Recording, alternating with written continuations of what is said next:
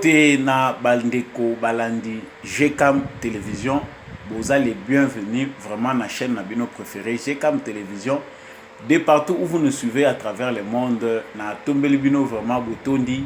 Ndenge boponi voix o ya sagesse à travers émission na bino table ya vérité. Mesa ya bosolo ezakawana toujours pour na kopesa bino basango ya maele kaka. Na kati ya République démocratique du Congo pe na nzinga nzinga. De partout où vous trouvez à travers le monde, Samba Olonga vous souhaite le bienvenu. Nalobaka toujours que mokileza balance justice ya nzambe mutu moko te aéchappaka na contrôle nango. Soki oko échapper na contrôle na biso yebaki na justice ya nzambe oko échappaka jamais. Merci na papa Gérard Kabeya opesa ka biso opportunité à présenter émission Oyo na etando ya GCAM Télévision. Merci pe na bino nyonso bae bozo accorder importance na ba information to pesa ka bino bo s'abonner. Ceux qui peuvent nous s'abonner, c'est l'occasion pour vous de s'abonner à la chaîne Oyo et de profiter de l'information. N'hésitez pas tout le temps à continuer de la biso, à commenter, à suggestion pour l'amélioration de l'émission et ça toujours dans de bonnes conditions. Ce que c'est peli pour l'émission Oyo et qu'on va toujours servir bino la vérité. Ba numéro na biso ezali wana contacter biso na WhatsApp topé ça la geste nyonso ko sala toujours pour être mesa ya bosolo ekoba kokende liboso na sommaire ya actualité na biso lelo tomoni bandeko na biso basali marche bandeko na biso ya bloc babengi bloc patriotique, c'est-à-dire bloc lisanga ya bato yo bazana bolingo ya mboka basali bloc marche na bango pona ko contester na modification à loi électorale bango bazali ko senga ete consensus ezala na marche yango tomoni bandeko Shadari balaliti na mabele tomoni ba ancien ministre ya santé Kabange Numbi tomoni bandeko ebele babimi na marche yango ezalaki échec to réussite. Est-ce que objectif ya marche na bango ezali atteint nini oyo congolais akoki kozela na marche oyo batu ya bloko babengami bloc patriotique bazali kosala? Est-ce que ezali na intérêt ya congolais? Est-ce que ezali na intérêt ya bango? Finalité ekozala nini? Je vous donne rendez-vous toujours na kati ya émission oyo nde bokoyeba ko découvrir yango. Toko suka wana te tomoni bililingi o bazotalisa biso koma bande kona biso ya certaines régions ya Kasai batomboki bazape kosala ba marche. Ndenge tomoni na Kasai central bandeko na biso bazali na balabala ko contester balobi pona bango plus question que bato ya bandundu bakotaka na kati ya misala o ezosalema na province na bango lokola tribalisme eza kobotama contre les Kasaïens na ba province mususu bango pe bazali susu tolérante vis-à-vis ya bato ba province mususu et notamment bandeko na biso ya bandundu oyo bazoyaka ko travailler na ba entreprise o ezotonga banzela na misala mususu na kati ya Kasai. Bonne ou mauvaise idée, manipulation politique tonini tout au long ya numéro OYOP tokoyeba toujours ko lobela yango. Na souhaité bino le bienvenu na kati ya émission Oyo table de vérité. Encore une fois de plus, merci pour na choix na bino na voix Oyo ya excellence. Na utaye koloba na sommaire que bandeko na biso ya bloc patriotique. Tant que koloba bloc patriotique, désormais il faut savoir que ba concept est belé parce que même des farceurs se choisissent des concepts oyo baza capable était à mériter. Mais tout le monde bandeko na biso ba Shadari. Certains membres ya Lamuka, notamment ba Prince Penge, c'est-à-dire Lamuka, ba Kabiliste, ba Sangani, bazaki na balabala. Bato yo bazaki lelo ba monique circulation pona balabala oyo ya triomphal esika wapi palais du peuple ezali ça de martyrs ezalaki bouclé na ba élément la police o bazaki ko encadrer marche ya bandeko na biso ya Lamuka na batu ya bakabiliste mususu marche na bango tina nango ezalaki ete balingi que consensus ezwama consensus boyokani ezwama na maetalami ko modifier mibeko oyo ekotambwisaka baélection na kati ya République démocratique du Congo. Mais selon réponse oyo basi bapesaki bango ezali que bamodification nyonso ya makambo etali loi électorale il faut esalema na kati ya bainstitution na hémicycle ya parlement. Bango balobi eza lokola momesano. Chaque fois que tokendaka élection consensus ezwamaka. C'est-à-dire mpona bango baza na camp ya statu quo. Camp ya statu quo mpona bango etalisi que lokola 3 fois oyo tokenda élection toza déjà habitué na kosalaka ba dialogue moko avant les élections. Ces dialogues là ici kota na mitu ya ba politiciens belé.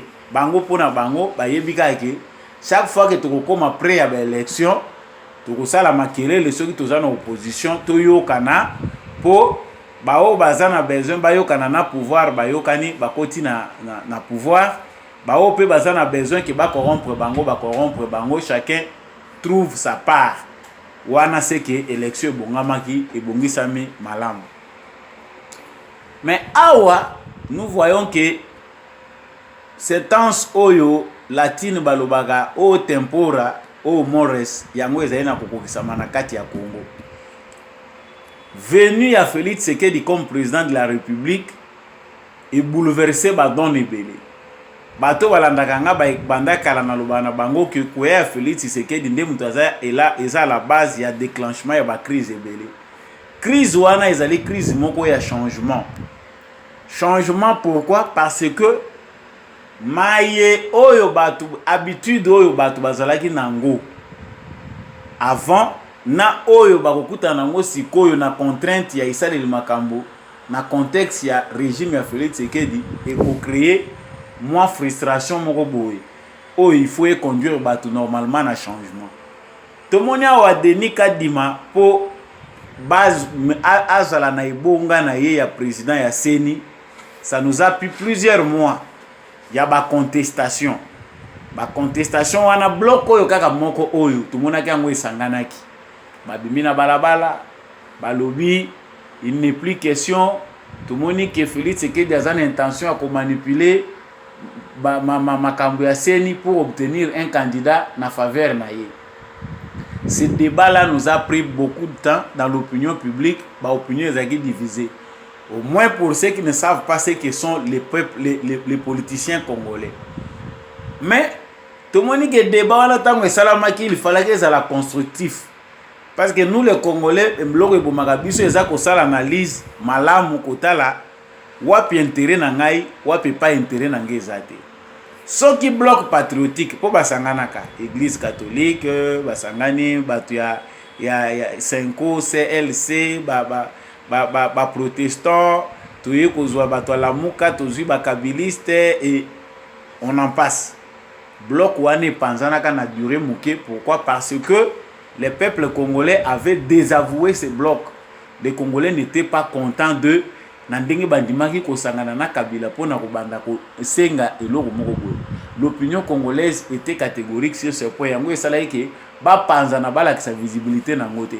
Tumonaki na suka ya ba marche na bango organisé ba musu bakomi kowanga na appartenance na bango na bloc wana. Bato alamuka balobi jamais biso tokoko ya ko répondre te pas bato ba Kabila. Bato Kabila balobi jamais bato alamuka bakoko inviter biso te to ya ko répondre pas basango et ainsi de suite. Mais dans les coulisses toutes les informations que nous avons ezali que la muka ya Martin Fayulu na ba kabiliste oyo bakoti na union sacrée au moins. Parce que dans l'union sacrée, il y a hypocrite bazali. Tous ces gens-là constituent un seul bloc. Ils n'ont encore pas le courage d'annoncer au peuple congolais que le bloc n'a pas tout ça contre Tshisekedi Yangoy.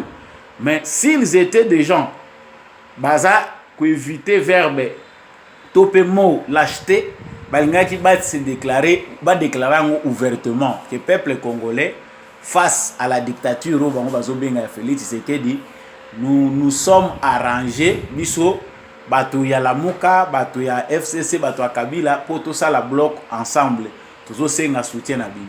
Mais comme ils pensent manipuler les Congolais, comme ils pensent diaboliser les chefs de l'État, il faut bailler na ba voix moko détourner car seuls les gens oyo bazali na sens et analyse na capacité à malamu analyse bazoyi ba ko découvrir rango ke Fayoulou, c'est déjà dans le camp de Kabila. Et Katumbi et Kabila, ce n'est pas différent. Baza Bangonyo Sonakata bloc moko. Au moins les Congolais qui s'intéressent à l'actualité congolaise depuis longtemps, bato bazape na ba élément ba yebi déjà que ezandenge wana baza bloc moko. Na souci na bango ya kosangana pour faire bloc ensemble, ba créer opposition face à Félix Tshisekedi. Bazo luka ba raison de partout. Parce que ici l'important c'est que les Congolais sachent wapi quand ils ont défendre ben intérêt na ngai. Ici face aux élections, bande kona biso bango ba lobi bazo senga consensus. Nous tournons au bazo ko tuna ngo bato belé consensus autour de quoi? Na sina saela ngo be mission awa. Natali ça comment oyo bango baza koloba na réellement oyo ezali na mitema na bango ekeseni. Ici ils n'ont pas besoin d'un consensus. Les uns ont besoin de créer juste un chaos pour faire perdre inutilement le temps à Félix Tshisekedi. Les autres veulent amener le président Félix Tshisekedi dans un dialogue où il faut déboucher toujours dans le partage du pouvoir. Le cas de que ici il y a dialogue exact, Tshisekedi le maîtrise mieux.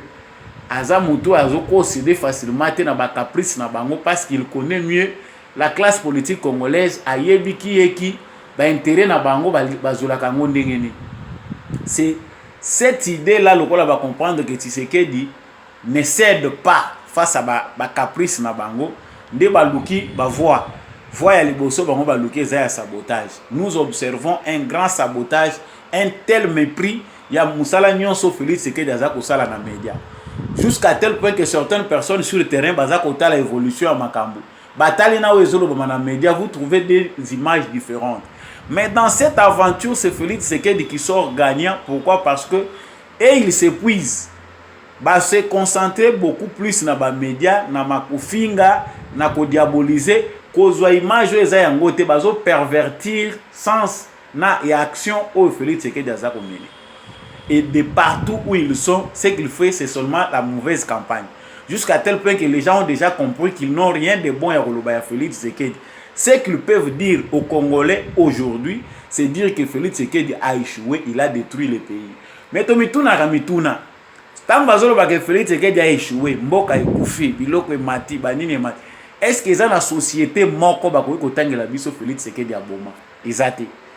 Est-ce que ezali na likamunini o Kabila bongisa ki o Félix Tshisekedi tango ya bomi? Exacté. Ba Congolais bande ko lia malamu liboso te. Est-ce que ezo salema na Congo ezali ko salema à l'extérieur te eza bongo te? Vous trouvez que les gens sérieux, les Congolais normaux n'ont pas besoin d'être convaincus. Ba Congolais bazana besoin te que ba banda ko apprendre bango na minute oyo c'est que le président fait. Mais Félix Tshisekedi aussi se concentre na oya azali kosala parce que muto amoni na misu na ye place amona ki mwinda kopela te mwinde peli place azaki na pasi ya kokatisa na pont pour rejoindre territoire mususu akomi kokatisa wana ata yo sali makelele banda tongo tipo kwa na média et ko servir yene eloko te. Voilà comment il y a une réalité qui sépare, il y a une ligne qui sépare entre la réalité virtuelle et la réalité telle qu'on la vit, hein, telle que le vécu na niveau de la population à la base. Ba Congolais ba bazo comme bazo ba pour étouffer tous les médias ba tondi na ba médias na mensonge. Les Congolais ne sont pas durs. J'ai pris sans analyse au point de côté les Sabino comment ça fonctionne na bato baza ko benga bloc patriotique. Ce bloc là n'est pas patriotique, c'est un bloc des assassins, c'est un bloc ya bato oyo basangani pour leurs propres intérêts. Dans ce bloc là il y a des gens bato lokola ba Chadar. Tout le monde na kati ya marche. Chadar a vendu tina mabele parce que c'est une marche de 200-300 personnes, des groupuscules, il y a des jeunes gens qu'on peut manipuler facilement. Soko tali kunas eza ba jeunes. Quand on a tchaka makela on a lobaga ministre de l'agriculture, on a lobaga ministre ya jeunesse. C'est à vous de fiwaneza ya bino parce que si les lobazali ko manipuler ba jeunes, c'est parce que vous ne faites pas votre travail. Prenez soin d'élaborer un bon plan. Il y a encadrement à la jeunesse.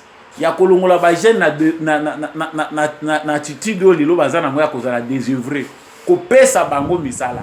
Créer une chaîne d'emploi et ko permettre attaquer bilanga oyo tous les jeunes volontaires, même les diplômes inutiles oyo ils ont valeur à travers agriculture na élevage. Créer des jeunes entrepreneurs. entrepreneuriat est comme un moko fondement munene ndenge ba apprendre na ba jeune congolais nyonso ba diplôme etondi na ndako eza ko servir na ngone lokote ba diplôme mususu esali ba 20 ans ba 30 ans ba 15 ans mutu azane na wenza zoteka. Il faut aider les gens. Donc ici nous comprenons mieux que bandeko na biso baza na balabala pona mabumu na bango pour leurs propres intérêts. Batu bakokanisa ke lokola bake ko tchaka fouillage kuna na ba policier bazobeta na mabanga ba policier pe baza ko encadrer bango, ils sont en train de défendre une cause juste. Cause na bango eza non juste. Pourquoi non juste? Parce que toko demeurer toujours te na ba bourbier à passer. Nzela wana ata ba chauffeur to mona ka soki nzela ezo toujours wana mituke leki yango ezala ka goudronner te nzela bukani place à kolekeza te ba changer ka direction. Mais awa les kabilistes défendent leur système. Et les fayoulou qui les rejoignent ba katumbi ba yebi que système wana yango mutezo cha bango en sécurité. C'est quoi ce système? Des éternelles élections. Système ya ba éternel contestateur. C'est-à-dire tokobandaka ka contestateur. Tokobandaka ko sala ba élection, ba tokobandaka ko contester yango. Tokobandaka ko sala ka ba élection pour des élections, pour amener ceux qui ne sont pas au pouvoir na kokota pe na ba institution bango pe ba ke nekoluka par na bango ya gâteau. Ces élections là n'aident pas les Congolais. Na lobaka ngo anaza ko dénoncer yango chaque fois. Si on avait une classe de politiciens comme qui réfléchissent na nature ya Etienne Tshisekedi paix à son âme. Aujourd'hui, les Congolais devaient exiger prioritairement, de manière prioritaire, c'est le recensement général et l'identification nationale.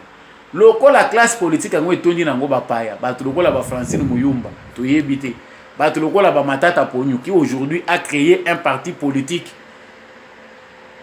de leadership, de la bonne gouvernance pour le développement.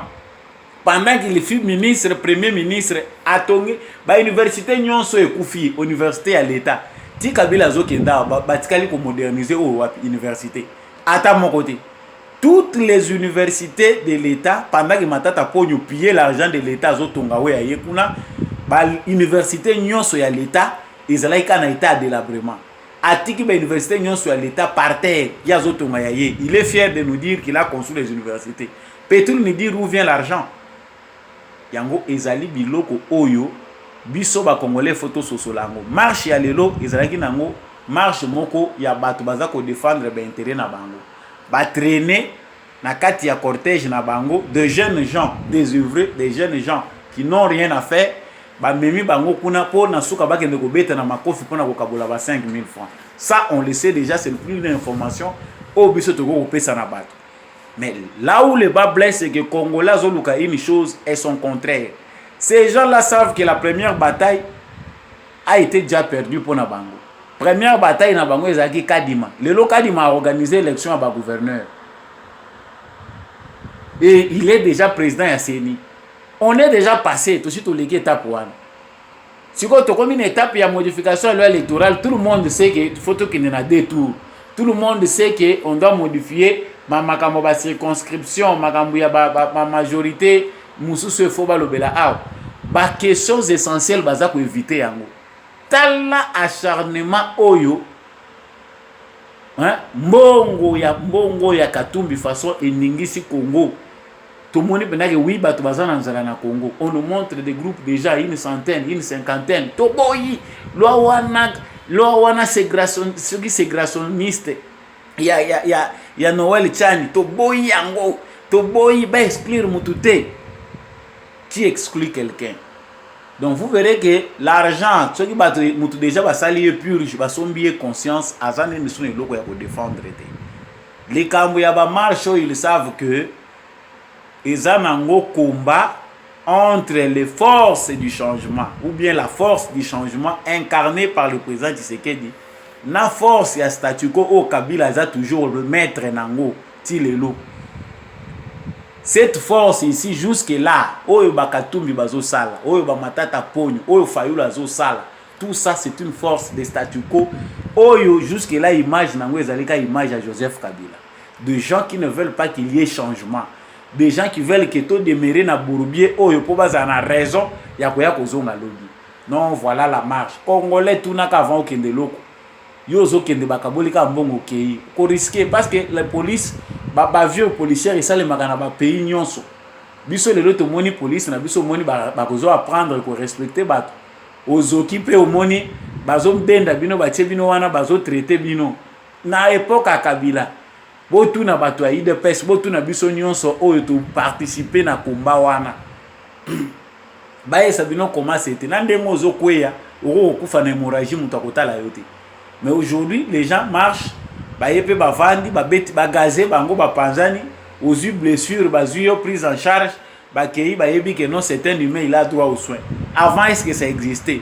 Merci parce que boza ko aider Félix Tshisekedi à continuer pour affirmer image ya gouvernance à Tshisekedi qu'aujourd'hui ce ko sali marche na yo zozonga na makolonomi balenzo to na wo mobimba na ndako. Avant bato bandai ko luka basapatu ni ya kolata bilamba ni ya kolata, mais on voit quelqu'un propre azoloba lobi dictature azar très propre. Azoloba ba policier bazana simanaye on ne le fait rien. C'est une avancée. Donc pour conclure ce point, on comprend bien que bakabiliste na bato fayulu na bato katumbi c'est un camp de statu quo oyo bazoluka bakozwa ngote. Nous allons passer bango bako se préparer na bango na contestation na bango. Ils font leur diplomatie pour continuer comme ma bato na buzoba. Deuxième point dans le bagi awa, ils allaient passer parce que on sait comment ça commence, mais on ne sait pas comment ça doit s'arrêter. Il faut éviter d'être victime de manipulation, il y a des politiciens de mauvaise foi ou des opportunistes.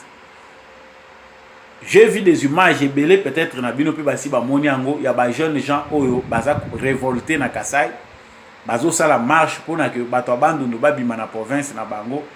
Bao ba yeko sala ba misala ya banzela, ba ni ko mona bango te, ils doivent remplacer ces gens-là par des jeunes ya province na bango. Parce que les Kassaïens font l'objet, il y a des menaces dans la province et ils ne peuvent pas tolérer ça.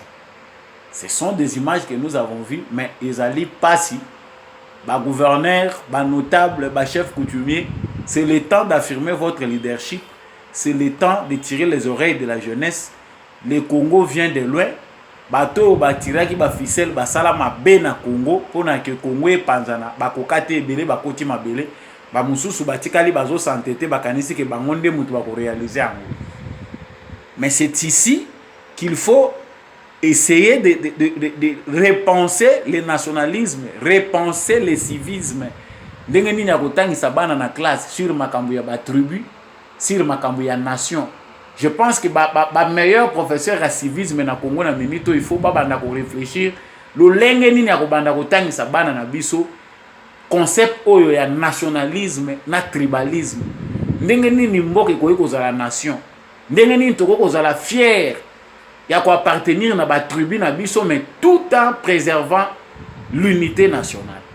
Ndenge nini ba richesse ba culture na biso les 430 quelques dialecte langue tozanango ba tribu tozanango ezali richesse et kozala te sujet à division.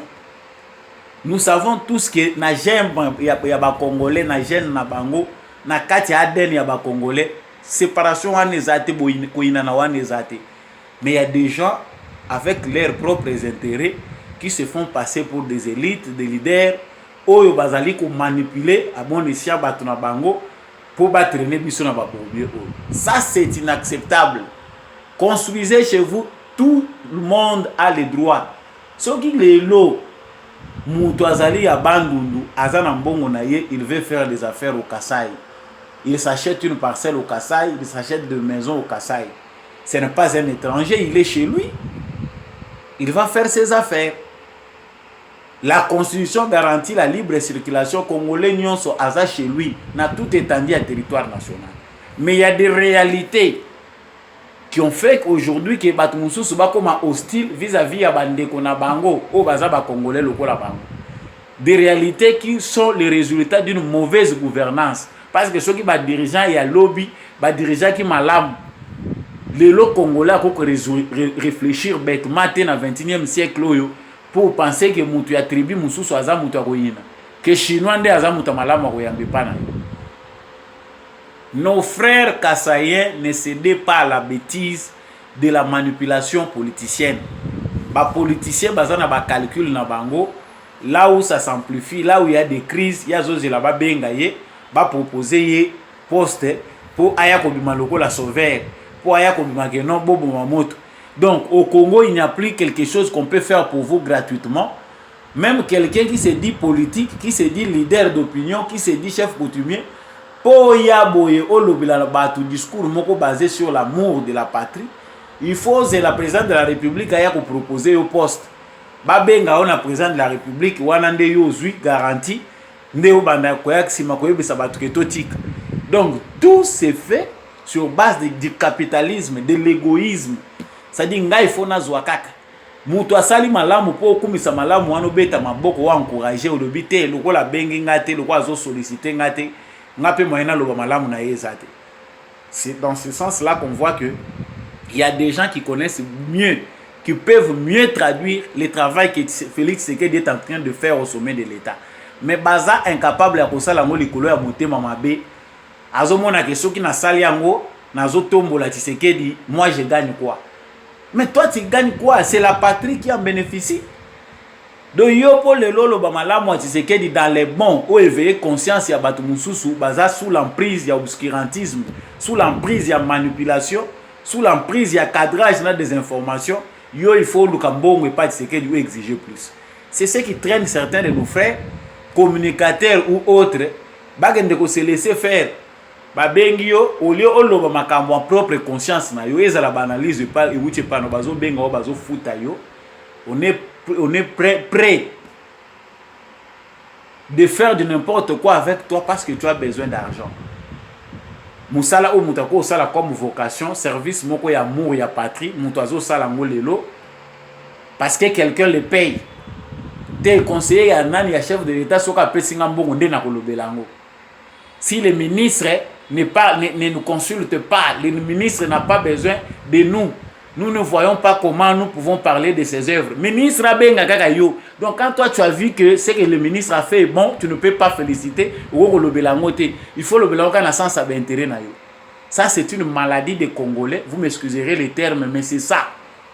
Si les Congolais sont sérieux dans le stade d'autonomie, nous devons nous considérer comme malades. Et c'est de cette façon-là que nous allons envisager une thérapeutique collective. Congo mobimba tam to mona ke ndenge ni to ko na niveau bozoba ya boy. Bison so soki to se remettre en question. À tous se sentir intellectuel. À tous se sentir non concernés que yo zo sala malamu. Mais quelque part, nous tous Congolais, nous avons un vice. Vice na la société na biso lelo yango comme si biso nyonso miyibi. Ezalo yibakate mais tu participes indirectement à une chaîne d'antivaleurs. Ou ezo sala ke ozala moyibi indirectement. Tu es là, on te voit aux en costume, tu es bon, que non, c'est un monsieur sérieux, alors que dans l'ombre, tu es aussi un aventurier qui participe à la destruction du pays, qui participe à l'aventure où ils allaient payer son akassine. Tout changer, bande konabiso, bande konanga ya Kasai, ne faites pas comme les autres. Nous condamnons les Katangais chaque jour ici. Pourquoi? Parce que les Katangais, aujourd'hui, portent le lourd tribut. Hein? Bazali ko condamné ba Katangé. Simon Kimbangu akufi na Katanga. Lumumba akufi na Katanga, ba Katangé. Afdel Ekoti na Congo ba Katangé. C'est là où on sait que non musée aye Joseph Kabila, c'est les Katangé. Normalement si tous les Congolais devaient se venger, ba Congolais nyonso balinga ki batelemela ba Katangé. Mais ça ce n'est pas un problème ya ba Katangé. Ce sont ces individus là. Mais attention, vous Katangé sérieux, vous devez aussi vous lever dire non. On ne peut pas faire de n'importe quoi. Hein? On ne peut pas faire de n'importe quoi en notre nom. Si le vrai Katangé là existe. Mais bino bovandi na bino, boza peut-être sous-représentés. On voit des gens pensant que ce sont des Katangés. Alors qu'ils sont des originaires d'ailleurs. Parce que là, on peut se dire que tous les Congolais. Jusque-là, il n'y a encore rien. Et là, on peut se dire que bande konabiso ya Kasai, espace Grand Kasai Mobimba. Ne cédez pas à la manipulation, considérez-vous comme des responsables. Le président de la République est issu du Grand Kassai. Il ne faut pas imiter la frustration à Batumusu, céder facilement à la manipulation. Nous sommes tous Congolais avant apprendre ba tribu na biso. Ça c'est ce qu'il faut enseigner aujourd'hui na bano bazako ya. Na beta kasete na zako insister en monsieur le président. Vous êtes un individu, vous allez passer, vous pensez peut-être que vous le ferez quand vous aurez une majorité. Mais c'est le temps. Déjà vous lancez base à gratuité, appelez les enseignants qui enseignent le civisme. Établissez un plan, le temps nous est compté. Chaque jour, des enfants naissent dans des maternités. Ils sont éduqués de manière vulnérable. Défendre patrie na bango. Chaque année, il y a de nouveaux adhérents. Bana oasika bazo kota na ba classe. Bazo tangisa bango ni na ba classe na bango. Est-ce que ça, pour réfléchir ne fût-ce que sur ça, ezo sengaka que président Vanda akabola bato bambongo. N'y a-t-il pas de citoyens congolais qui peuvent comprendre que tout ça na se makasi et que pour te relever le niveau na biso, il faut que chacun à son niveau puisse apporter sa pierre. On a beaucoup à dire, mais l'État nous est compté. Merci à vous d'avoir choisi de suivre cette émission. Tokolo baraka kapona ko conscientiser na yebisa ki bino que la grande opération qui vient à travers émission na présentaka na bino ezali opération Zonga Moto. Ezali pona ko zongisa batu na nzela, tozala na prise ya conscience que ba attitude na biso, ba habitude na biso, ba comportement na biso quelque part ezali ko constituer frein na développement tozali ko luka. Na cadre de la conscientisation, na cadre de la lutte, combat autour mené contre les antivaleurs, des opérations wana Zonga Moto to relancer ango. Je pense d'ici la fin de ces mois et je vous invite à soutenir cette initiative na forme union sur beaucoup salango. Donc bientôt nous allons lancer ça, appelez-nous à nos numéros sur bolingi ba détail union so et kozala malamu. Merci na bino batu bolanda ki GCAM télévision bolandi Samba Olonga na émission Oyo Table de Vérité. De partout où vous êtes retrouvés, vous faites partie de notre famille. Abonnez-vous si vous n'êtes pas encore abonné. Partagez notre émission, envoyez des commentaires. Merci également à l'équipe technique Oyo accompagné Kingai Yandeko Chako. Merci à toute l'équipe de GCAM Télévision. Je vous dis au revoir tout le monde à la prochaine émission.